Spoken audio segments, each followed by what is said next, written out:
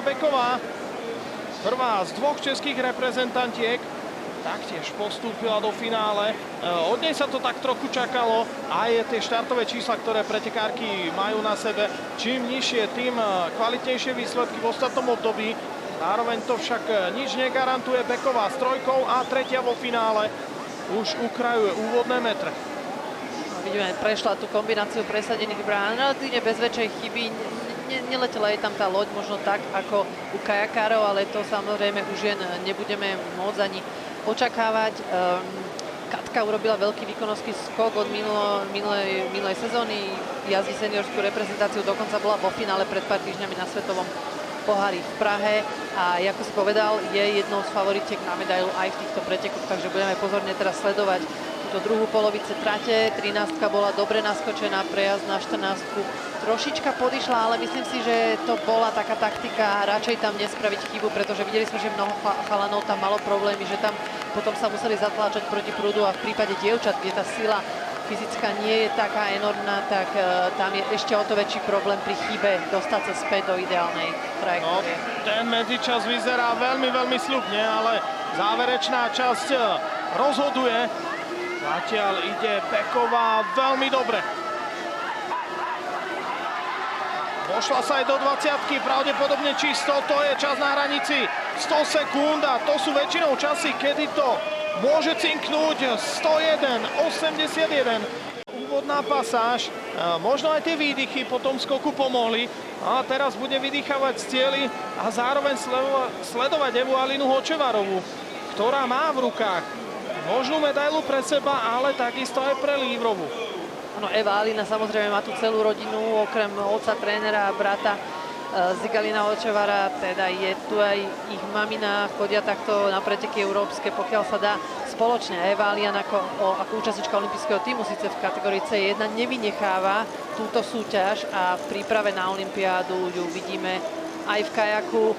Zatiaľ je tam už nejaká strata na tie výborné časy od Lívrovej a Bekovej, ktoré sme mali možnosť vidieť, ale pokiaľ si Eva udrží dobre nasadenie až do cieľa, tak ešte by to mohla s tým niečo, myslím si, že urobiť. Tuto si robí zájazd zo široka, chce získať veľa energie do tej 13-ky a myslím si, že to bolo veľmi dobre zachytené. No, jeden z tých najlepších prejazdov medzi ženami rozhodne, ale potom problémy do 14-ky. Táto kombinácia práve 15-16, tam sa dá získať, tam sa dá stratiť. V prípade Evy to bolo celkom pekne prejdené a vidíme, že nahnala dokonca na ten aktuálny líderský čas 100,16, ktorý nám drží Lois Lever, takže teraz rozhodne táto posledná kombinácia rozhodne o aktuálnom lídrovi v tejto kategórii. No, Lívrová mala výborný záver, ale ani Hočevarová neotála. Jej čas opäť na hranici 100 sekúnd.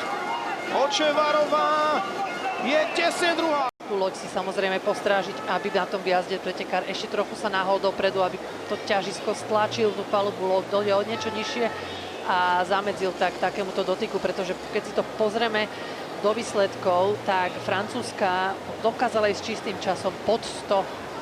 Bohužiaľ tie dotyky ju posúvajú na aktuálne druhé miesto a stratu 2:11 na Katku Bekovú. Po finále sme videli mladšieho brata Sema Lívra, 20-ročný Brit skončil štvrtý, len 600 sekundy a jeho o 2 roky staršia sestra Loj už je na trati. Britka zatiaľ veľmi tesne s Bekovou, opäť taký, by som povedal, uhladený prejav.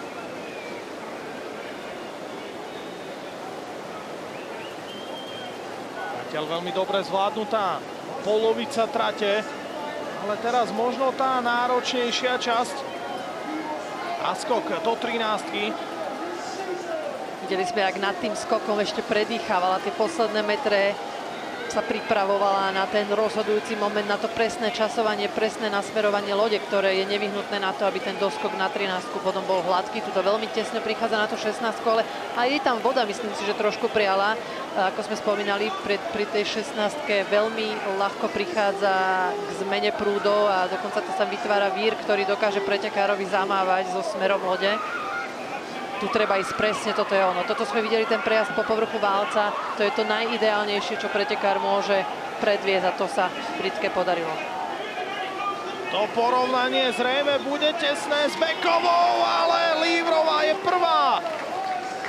1 sekunda 65 stotín